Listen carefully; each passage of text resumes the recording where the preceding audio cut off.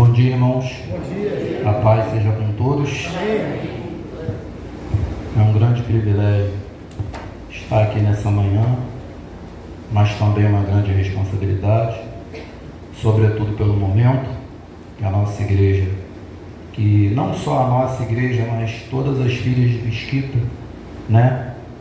Tanto a nossa igreja mãe quanto as filhas, nós temos que dedicar, né, algum tempo de oração para que tudo se assente, tudo volte ao lugar, né? Então é muito mais agradável quando simplesmente o nosso pastor está aqui e está de certa forma ajudando, né, para que nós possamos estar capacitados para trazer a palavra para os irmãos. E hoje, num momento atípico, o nosso pastor não está aqui, mas cremos que, se o Espírito Santo me usar, a igreja pode ser abençoada. Amém? Abra as vossas Bíblias, por gentileza, no livro de Apocalipse, capítulo 1. Apocalipse, capítulo 1.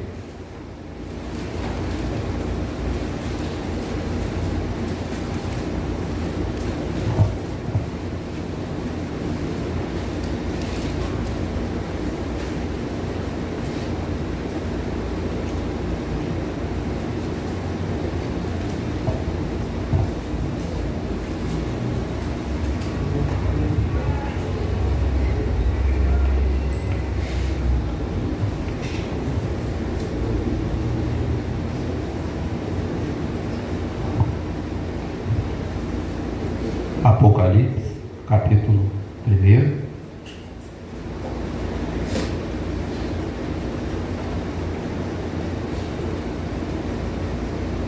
Todos, amém? Amém. Diz assim a palavra do Senhor: revelação de Jesus Cristo, que Deus lhe deu para mostrar aos seus servos o que em breve há de acontecer. Ele enviou o seu anjo para torná-la conhecida ao seu servo João, que dá testemunho de tudo o que viu, isto é, a palavra de Deus e o testemunho de Jesus Cristo. Feliz aquele que lê as palavras desta profecia, e felizes aqueles que ouvem e guardam o que nela está escrito, porque o tempo está próximo.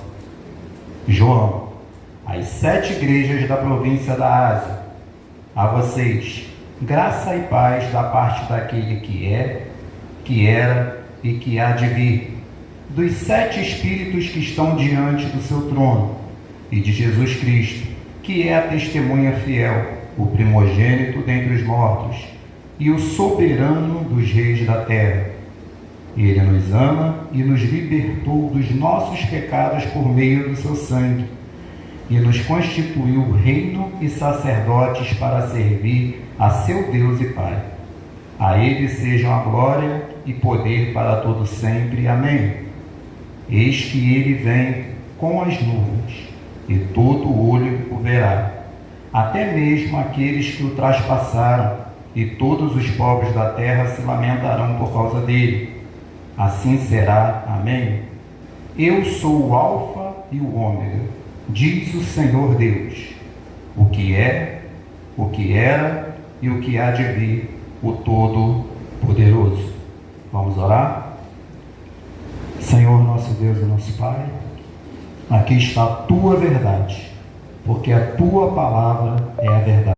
Falou-nos por meio do Filho, a quem constituiu o herdeiro de todas as coisas e por meio de quem fez o universo. Peço que os irmãos retornem para o Apocalipse, capítulo 1. E o livro de Apocalipse, diferentemente do que possa parecer, ele não foi escrito para assustar ninguém. Eu fui de uma denominação, a minha primeira denominação, antes de chegar à Nova Vida, em que havia alguns pregadores que debochavam do livro de Apocalipse. Então, ele chegava assim: eu vou te falar, você fica querendo ler, saber quem é a besta, eu vou te falar quem é o besta. Mas isso não é verdade. Nós precisamos tentar compreender toda a Escritura. Toda a palavra é inspirada por Deus. Toda. De Gênesis a Apocalipse é palavra de Deus. E o objetivo de Apocalipse foi de confortar a igreja na luta contra o mal. Esses irmãos estavam sofrendo uma grande perseguição. Roma perseguia esses irmãos. E esse livro foi escrito para confortar. E essa perseguição não era uma perseguição qualquer. No livro de Apocalipse, em alguns versículos mostram que esses irmãos estavam passando, como por exemplo, seu sangue estava sendo derramado. Nós vemos no capítulo 6, versículo 10.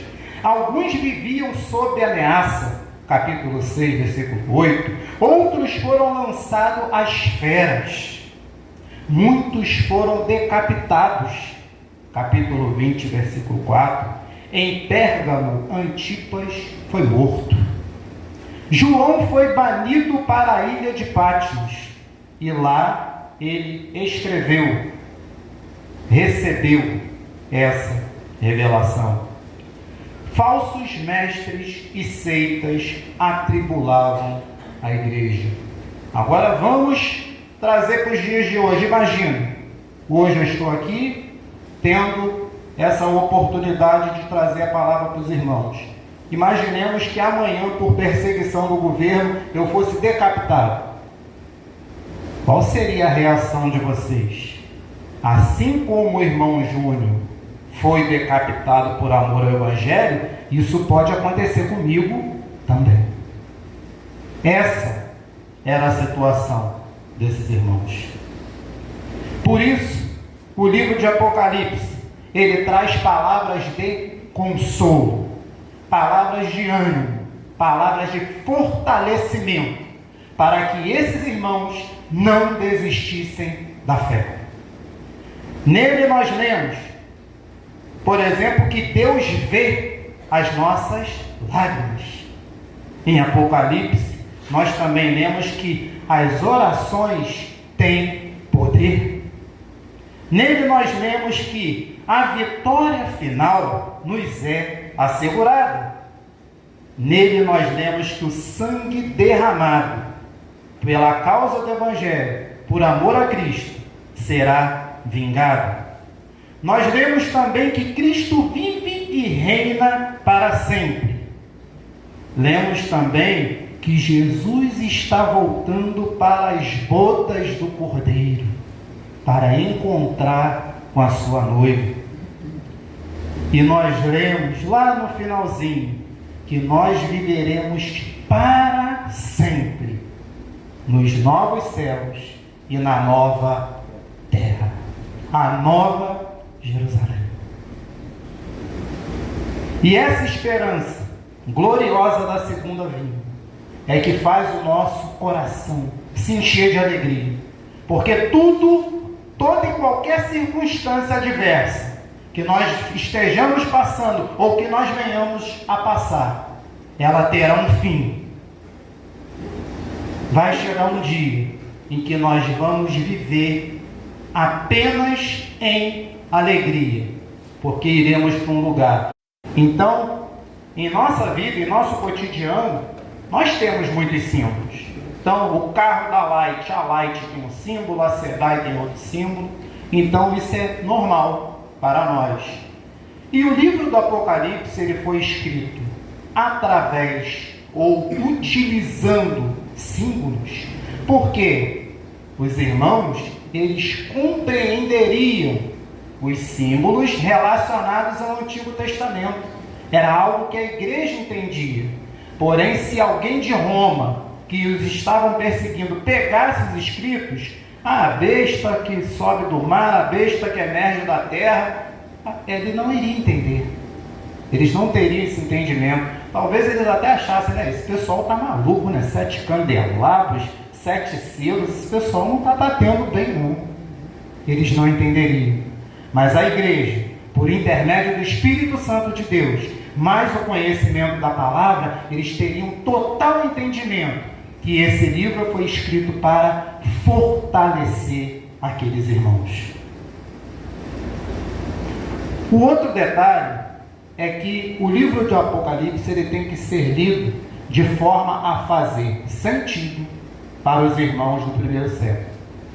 Então não adianta nós querermos forçar o Apocalipse para algo cibernético, hollywoodiano. Não. Precisamos trazer sempre para o contexto que os irmãos viviam. Porque imagina, como por exemplo tem conjecturas sobre o Apocalipse, porque um chip que vai ser colocado na nossa testa, naquela época não tinha nem cartão de crédito, nem cédula de papel talvez, e vai pensar em chip. Então não tem lógica isso. Tem que fazer sentido para aqueles irmãos. A partir do sentido para eles, nós trazemos para a nossa realidade, para sabermos qual é o ensinamento que esse livro tem para nós hoje. E a melhor maneira de estarmos interpretando o livro do Apocalipse é o que nós chamamos de camadas. É como se nós tivéssemos uma cebola e fôssemos tirando as camadas dessa cebola, ou o paralelismo progressivo. O meu sogro, ele gosta muito de contar histórias, né? E aquelas histórias bem antigas, da década de 50, da década de 60. Sempre que ele vai lá em casa, eu vou, a hora que ele vê a televisão dele, fica um tempo vendo televisão. Quando ele está lá, que já não está prestando atenção em nada, eu vou lá para instigar, né? E aí, seu Luiz? Mas, e aí, aquela história? Contar história. Meu sogro, ele gosta de contar histórias a ponto de fazer sonoplastia das histórias, né? Então, então eu peguei a chave, coloquei na porta, Então, ele começa a contar as histórias. E minha esposa já sabe as histórias de cor, porque quem gosta de contar história, repete as histórias. E aí parece que chega um momento que você não, eu já sei, essa história aí ele vai contar, eu já sei o início, o meio e o fim dessa história, eu já sei como é. E aí estava eu instigando ele para contar, minha esposa não quer ouvir mais, conta aí, seu Luiz. Ele está contando a história em relação à irmã dele e o pai dele. Ele está contando a história, daqui a pouco minha esposa sai da cozinha e vem para a sala, nós se encontra. Ela, pai, o senhor nunca falou isso? Ele mas aconteceu, era isso. Mas nessa história o senhor nunca falou que minha tia Edith fez isso? Ele, não, ela fez e tal, e recontou a história. Por quê? À medida que ele foi contando, alguns detalhes passaram. Mas quando ele recontou, teve um detalhe que ele ainda não tinha falado que entrou na história. Sobretudo por serem histórias muito antigas. E o livro do Apocalipse, ele diferentemente dos livros ocidentais, ele não foi escrito na ótica de início, meio e fim. Esse é o problema. Por isso que muitas das vezes nós não entendemos. Ele foi escrito de forma a contar a mesma história e recontar, só que a cada vez que essa história é recontada, é como se fosse uma outra pessoa contando. Então vamos pensar numa história maravilhosa, a história do título do Flamengo, do bicampeonato. E o irmão lá na porta até fez assim. Bicampeonato que o Flamengo ganhou contra o River. Se eu contar essa história, eu vou contar de um jeito. Como eu estava, onde eu estava, como foi essa história. Se um irmão que não é flamenguista contar, vai ser bem sucinto, vai encurtar a história, vai contar do jeito dele. Se perguntar para um jogador que estava em campo, ele vai contar de uma outra maneira. Então, o livro do Apocalipse, ele possui seções paralelas em que essa história vai sendo recontada. Essa história começa na primeira vinda de Jesus e vai até a segunda vinda de Jesus. Então, do capítulo 1 até o versículo 3 é a história. Mas do 5 até o 7, essa história é recontada. Do 8 até o 11, recontada. Do 12 ao 14, recontada. 15 e 16, recontada novamente. 17 a 19, recontada. E 20 e 22 encerra essa história. Então é como se fossem pedaços que nós vamos montando. Por isso que, por exemplo, o número 7 aparece tantas vezes. Porque eles faz alusão às mesmas situações. Só que a gente vai unindo essas situações para chegarmos ao entendimento. Então, o que diz o paralelismo progressivo? De acordo com essa forma, a história é contada em sessões paralelas, e à medida que vai se aproximando do final, vai ficando mais clara a visão da Nova Jerusalém, do lugar para onde nós iremos. Porque nós estamos aqui, mas nós não somos daqui. Então vamos fazer uma elucidação do texto para nós trazermos as aplicações para nossas vidas. Então, Apocalipse capítulo 1, versos 1 e 2 diz assim: revelação de Jesus Cristo, que Deus lhe deu para mostrar aos seus servos o que em breve há de acontecer. Ele enviou o seu anjo para torná-la conhecida ao seu servo João, que dá testemunho de tudo o que viu, isto é, a palavra de Deus e o testemunho de Jesus Cristo. A revelação, ela é de Jesus Cristo. E Deus deu para os seus servos. Servos, aqui, inclusive a nossa Bíblia, ela tem uma referência, está relacionado com ser escravo. Ou seja, aqueles que obedecem sem questionar o seu Senhor. Então, a revelação do Apocalipse é exatamente para aqueles que decidiram entregar as suas vidas por completo para Deus. E esse anjo, ele vem e mostra essa visão para o apóstolo João, de tudo aquilo que estava acontecendo e o que ainda havia de vir. Versículo de número 3 diz assim: feliz aquele que lê as palavras dessa profecia, e felizes aqueles que ouvem e guardam o que nela está escrito, porque o tempo está próximo. Nessa época não havia impressora, não tinha máquina de Xerox, muito menos editora de livros. Então, o fragmento que eles tinham, uma cópia, que alguém precisava, algum copista fazer, aquela cópia era pega por alguém, a pessoa lia para a congregação. Por isso que ele fala: feliz aquele que lê as palavras dessa profecia. Não é como hoje que cada um tem a sua Bíblia.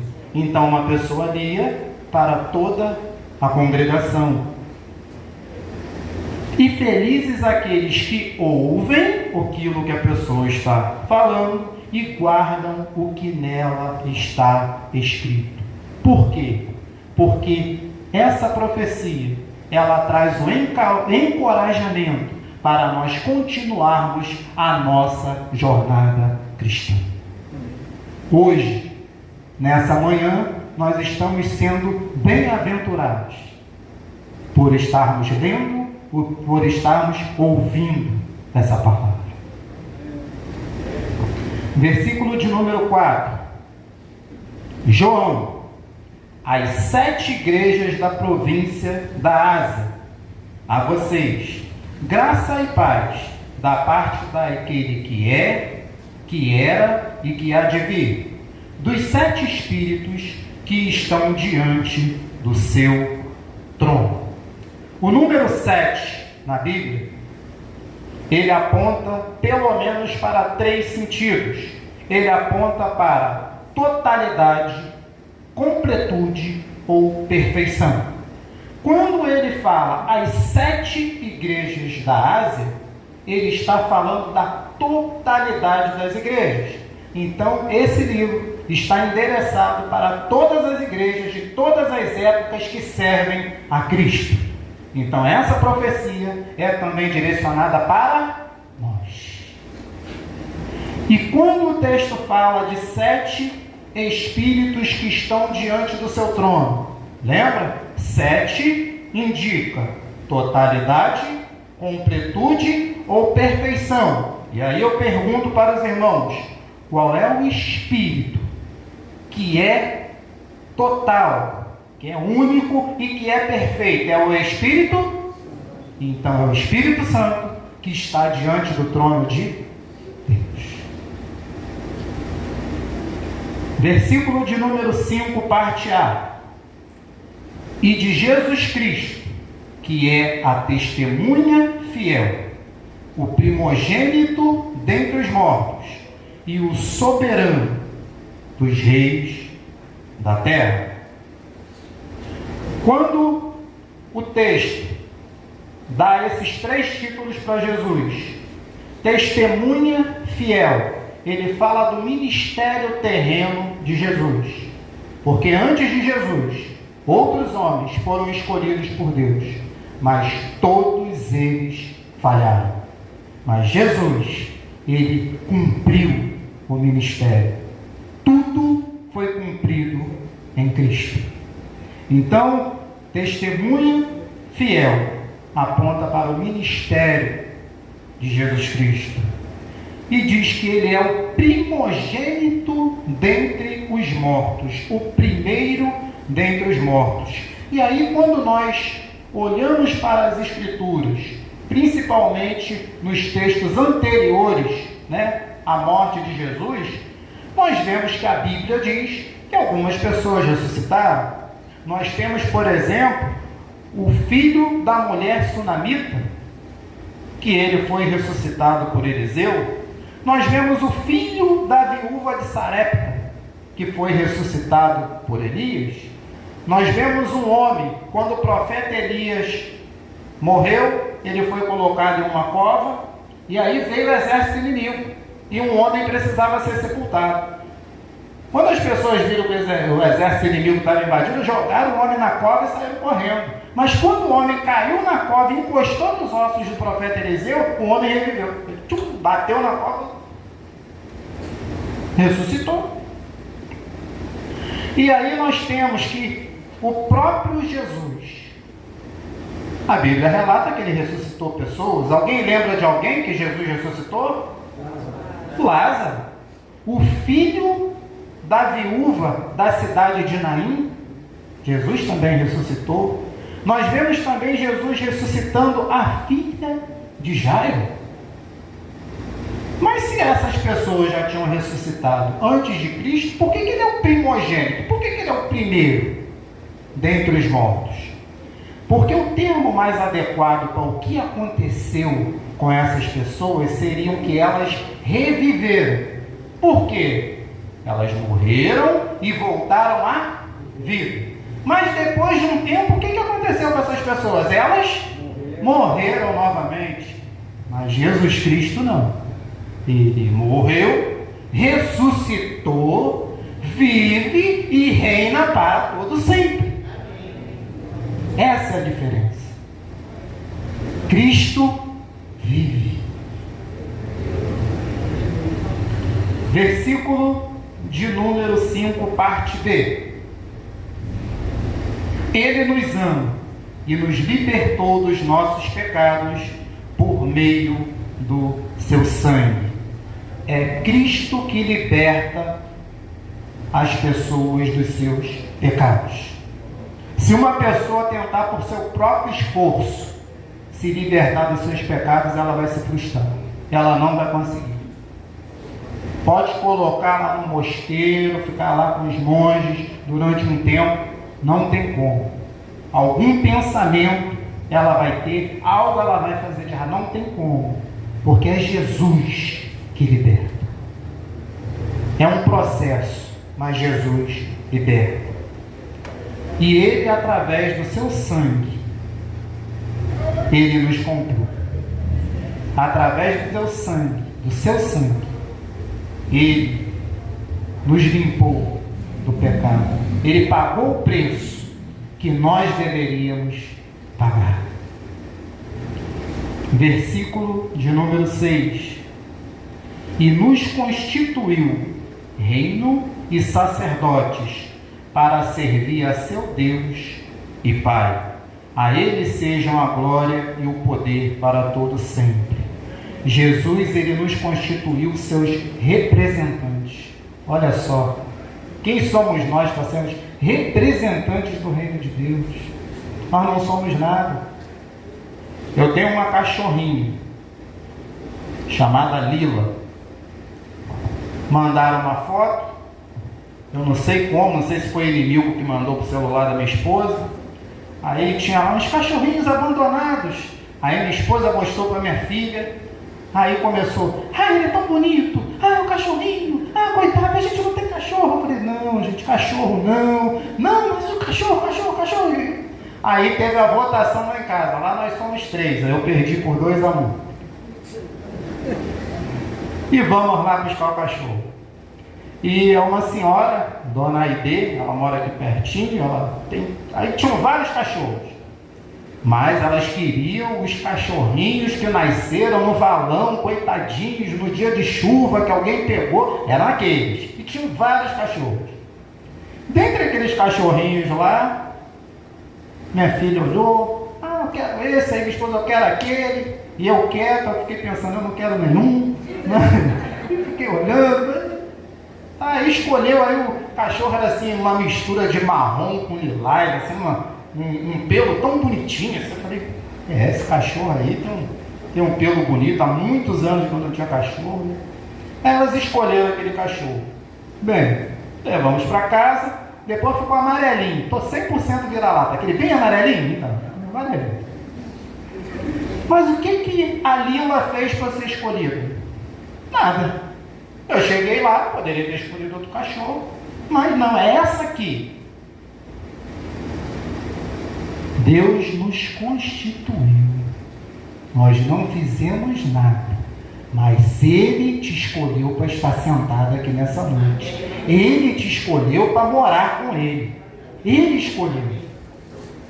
E aí podemos até parafrasear alguns pregadores pentecostais, nesse caso e ninguém tem nada a ver com isso. Nós fomos escolhidos, nós não merecemos, mas fomos escolhidos por Ele. Ele nos amou. E a Bíblia diz que Ele nos amou primeiro. Versículo de número 7.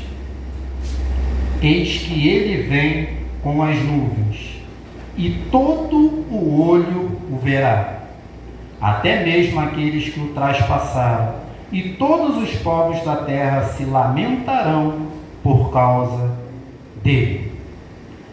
No capítulo 1 de Atos dos Apóstolos, que é a continuação do Evangelho de Lucas, no primeiro capítulo mostra a ascensão de Cristo. Então, os discípulos estão reunidos e as pessoas ficam olhando aos céus e Jesus ascende aos céus, some das nuvens, até que eles têm que ser sacudidos. Tem que ser sacudidos. Aquele que foi, fica olhando para o céu, não, vocês têm trabalho para fazer. Aquele que foi um dia, o quê? Voltará. Então lá nós vemos essa ascensão de Cristo. Então, assim como Ele foi elevado aos céus, Ele voltará. Para quem tem algum tempo de igreja, teve uns livros que foram transformados em filme. O nome do filme é o filme Deixados para Trás. Tem o 1, tem o 2, tem o 3. Quantos assistiram esse filme? Deixados para Trás. Eu assisti. Tem bastante crente velho aqui, né? São os filmes falando sobre o Apocalipse. Então eu vi o 1, eu vi o 2, eu vi o 3, vi várias vezes, e na época tinha que alugar, eu alugava, depois eu alugava de novo. E ele conta a história de um piloto de avião, e aí, durante aquela viagem de avião, ocorre o arrebatamento. Então começa a sumir pessoas, aí some pessoas dentro do avião, some pessoas nos carros, e começa a sumir pessoas e fica, cadê? Ué, o que aconteceu? Para onde eles foram? Ah, pessoas morreram, e bombeiro, ambulância, e toda aquela confusão e fogo. Então esse filme ele foi até reeditado com o nome de O Apocalipse, Nicolas Cage. Agora recentemente ele foi repaginado. Aí os crentes mais novos até fizeram, então alguns devem ter assistido. Então vocês devem lembrar, vocês lembram do enredo do filme, né? Daquelas pessoas sumindo, daquele arrebatamento secreto, né? Que ocorre daquelas pessoas. Então, se vocês lembram, pode esquecer, tá? Tá tudo errado. Tudo errado. Tem nada a ver. Triste, né? Também fiquei triste quando eu soube disso, que eu gostava tanto do filme. Cheguei a gravar tudo o que ia acontecer. Uma vez eu cheguei a sonhar, irmãos, que tinha tido arrebatamento, eu tinha ficado, e eu ficava espraguejando. Eu ficava, meu Deus, não acredito, por que ele não faz isso? Sonhei mesmo, dormindo, de tanto que eu assisti esses filmes. Eu com raiva de Deus, por que eu fiquei? O arrebatamento será como está descrito aqui no versículo 7. Eis que ele vem com as nuvens, e todo olho o verá. Até mesmo aqueles que os traspassaram, que pode fazer alusão tanto a essas pessoas, como também aqueles que negaram a Cristo.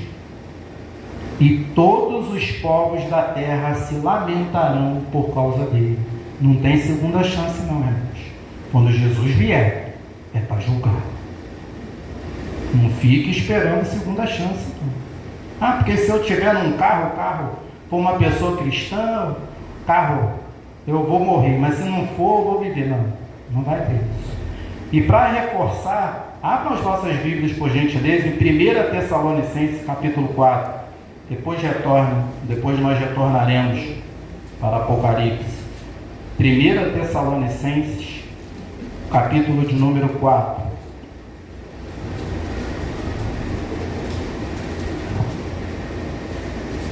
Primeira Tessalonicenses, capítulo de número 4. É só voltar um pouco de onde nós estávamos. A partir do versículo 13. 1 Tessalonicenses, capítulo de número 4, a partir do versículo 13.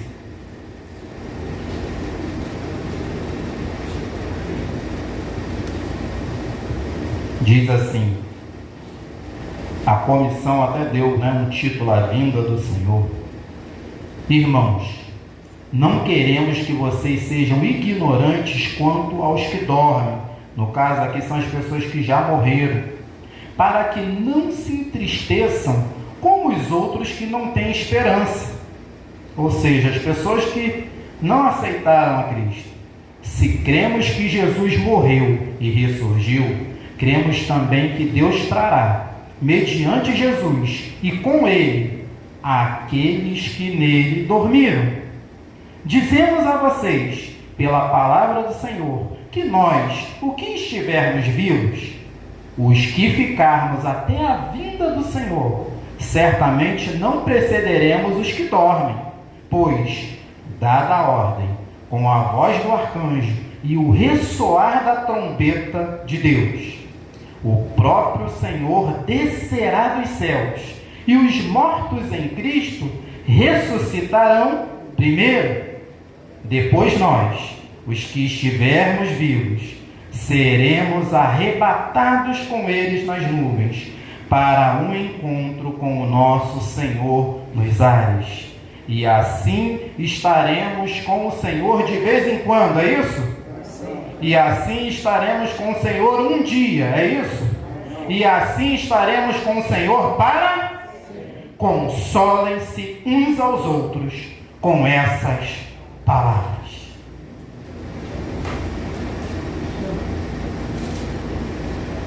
Ele vai voltar. E nós vamos nos encontrar com Ele. Versículo de número 8. Eu sou o Alfa e o Ômega, diz o Senhor Deus, o que é, o que era e o que há de vir, o Todo-Poderoso. Jesus, Ele está no princípio de todas as coisas, porque lá em Gênesis, quando Deus quando Deus cria Adão, Ele diz, façamos, Ele não diz, farei o homem à minha imagem, à minha semelhança, não, façamos quem? Se não tinha nada criado. O Pai, o Filho e o Espírito Santo, eles estavam lá na criação. Por isso que Jesus, Ele é o Alfa, a primeira letra do alfabeto grego, mas Ele também é o Ômega. Ele é o nosso final. Ele está no princípio, Ele está no meio e Ele está no fim de todas as coisas. O que é, o que era e o que há de vir, o Todo-Poderoso. Ele é o Deus onipotente. Não há impossíveis para o nosso Deus. E quais são as lições a partir desse texto que nós temos para as nossas vidas? A primeira é que Deus se importa com o que nós passamos e está sempre conosco. Nós não estamos sozinhos, irmãos.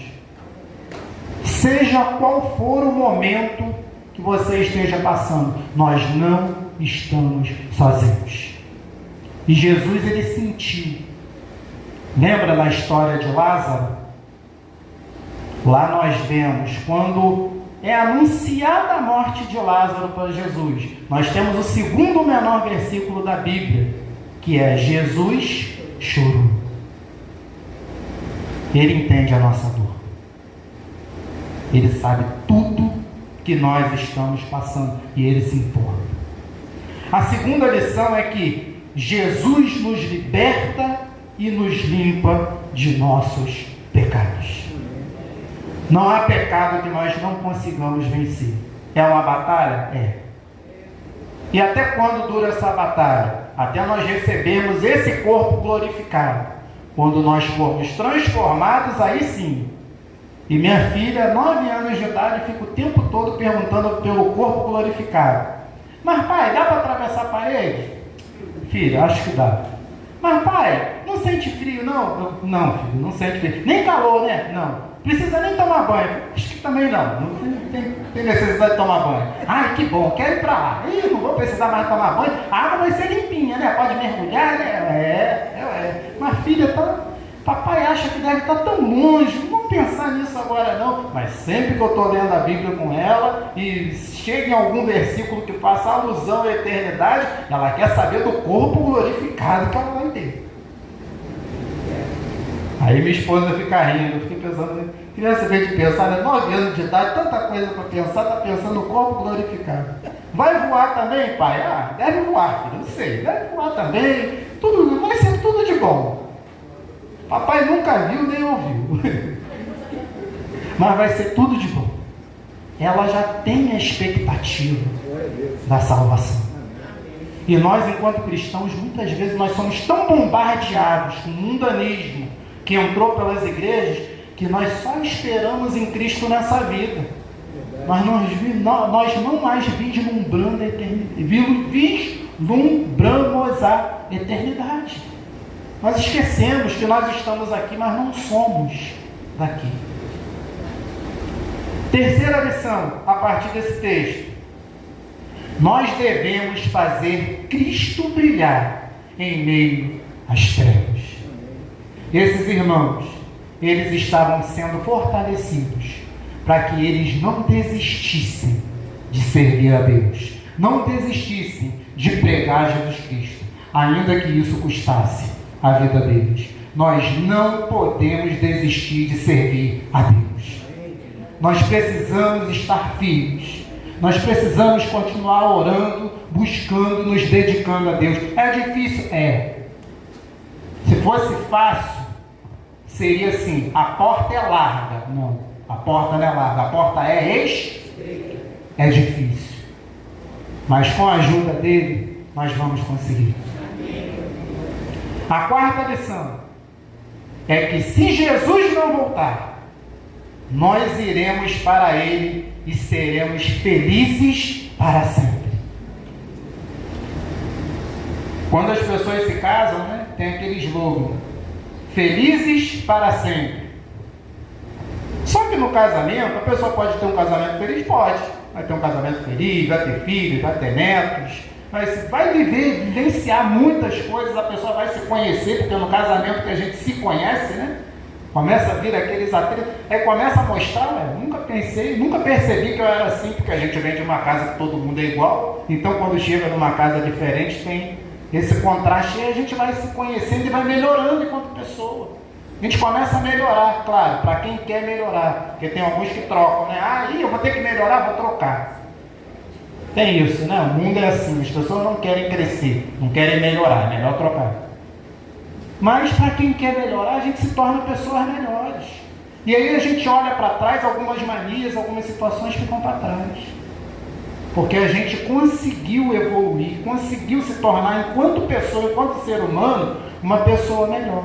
Então esse slogan, felizes para sempre, não é bem para sempre. Até porque a morte vai separar. Mas esse slogan, quando se fala do novo céu e da nova terra, lá sim, lá nós seremos felizes para sempre. E a quinta e a última lição a partir desse texto é que Deus é o mesmo ontem, hoje e eternamente. Ele é o princípio, mas ele também é o fim. Por isso, no final da história de todo cristão, não importa o que ele passe, mas sofreu com câncer e morreu, mas tomou um tiro e morreu. No final da história de qualquer cristão, independente da situação que ele passe nessa terra, está escrito vitória. Amém. O nosso final é a nossa vitória. O livro do Apocalipse, ele mostra a vitória do Cordeiro sobre o dragão, sobre Satanás. E essa também é a nossa vitória. Cristo venceu a morte para nos dar a vida eterna.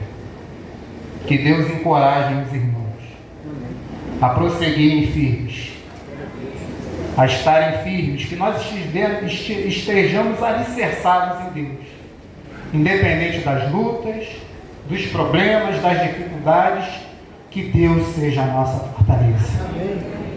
Vamos orar? Senhor nosso Deus e nosso Pai, foi exposta a Tua verdade, a Tua palavra, e hoje nós cremos que o Senhor quis trazer fortalecimento, ânimo, vigor para a sua igreja. Eu não sei o que cada irmão meu está passando, eu só sei apenas do que eu estou passando, mas eu creio que a Tua palavra é viva e eficaz. Fortaleça o coração de todos aqueles que precisam de fortalecimento. Encoraja todos aqueles, Deus, que talvez estejam desanimados por diversas circunstâncias. Que haja ânimo, que haja vigor e que nunca nós venhamos a perder de vista que o nosso final é para sempre no céu contigo. Nós te agradecemos por essa manhã, te agradecemos pela exposição da Tua palavra, e que o Senhor continue nos abençoando, porque nós somos dependentes de Ti. É a Ti que nós servimos, é a Ti que nós adoramos. Obrigado, Deus. Obrigado por essa manhã. Abençoe a Sua amada igreja. É o que nós te pedimos, em nome de Jesus. Amém. Que Deus abençoe a igreja.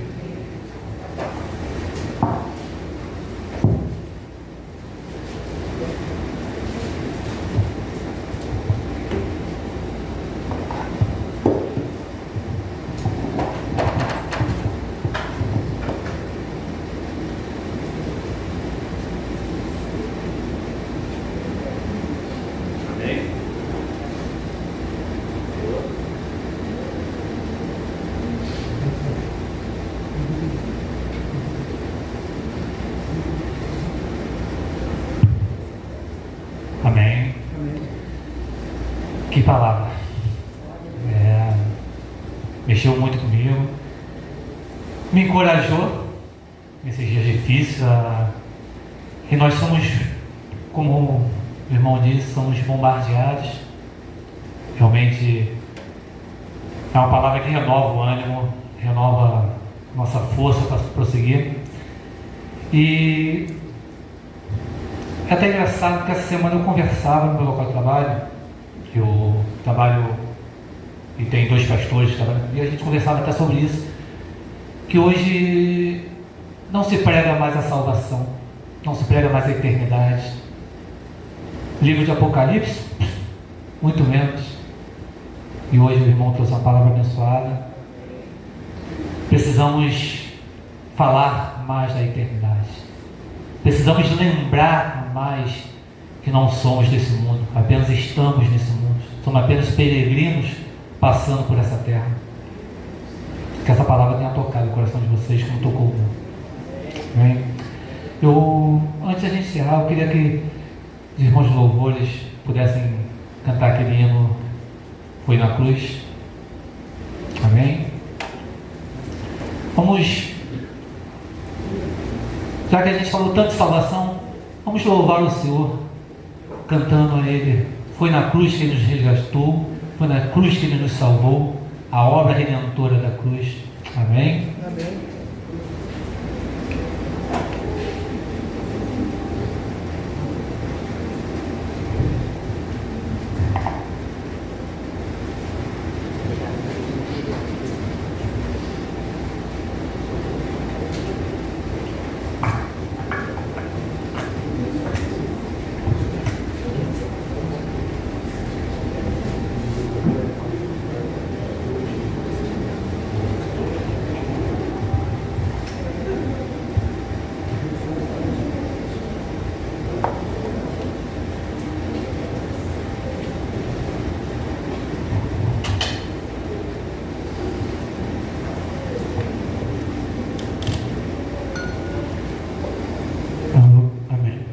Vamos nos colocar de pé novamente, irmãos, por favor. No mesmo espírito de adoração, agradeço ao irmão Júnior pela palavra, muito edificadora. Que o Senhor continue abençoando a sua vida. Que possamos essa manhã declarar que foi pela cruz que Ele nos salvou. Aleluia. E é graças a isso que estamos aqui hoje. Verdade.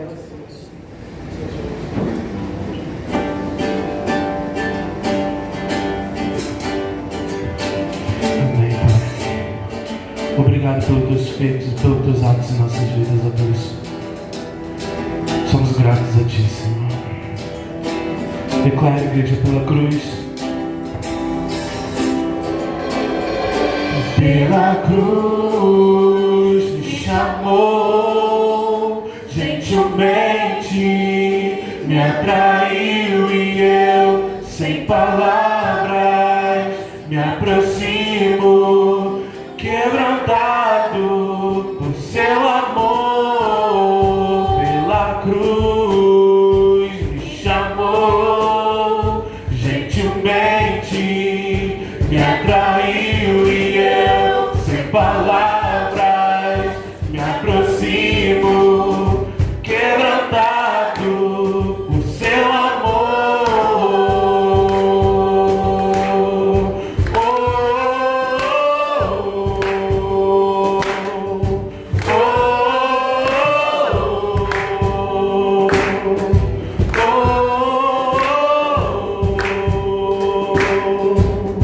Eu olho para a cruz e para a cruz eu vou, no seu sofrer participar, da sua obra vou cantar, meu Salvador na cruz mostrou o amor do Pai, o justo Deus.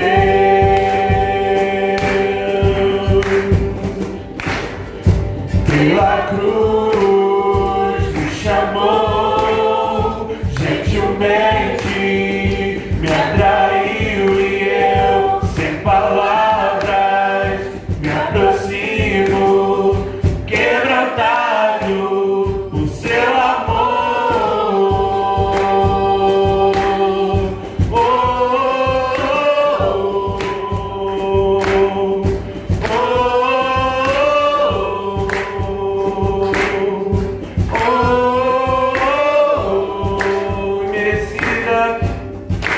Desci da vida,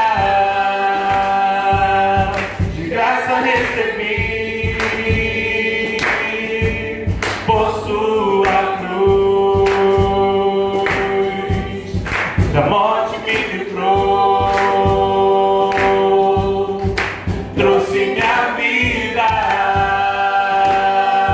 Eu estava condenado, mas agora pela cruz eu fui reconciliado.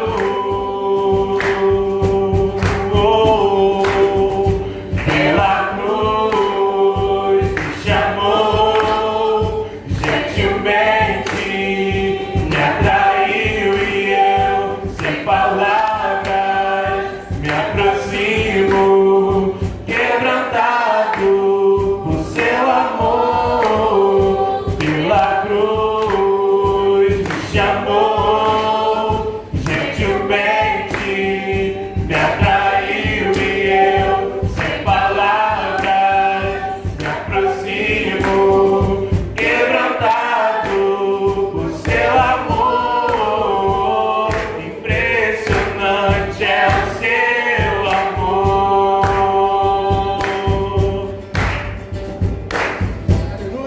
Me redimiu e me mostrou o quanto é fiel.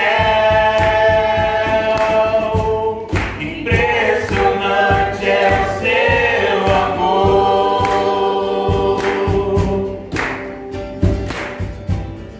Me redimiu e me mostrou o quanto é fiel.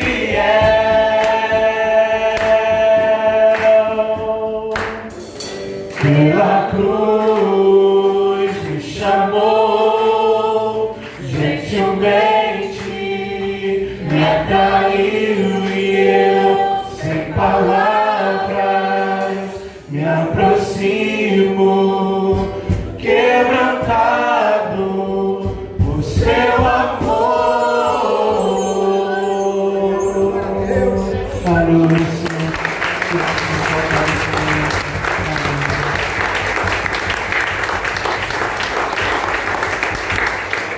Amém.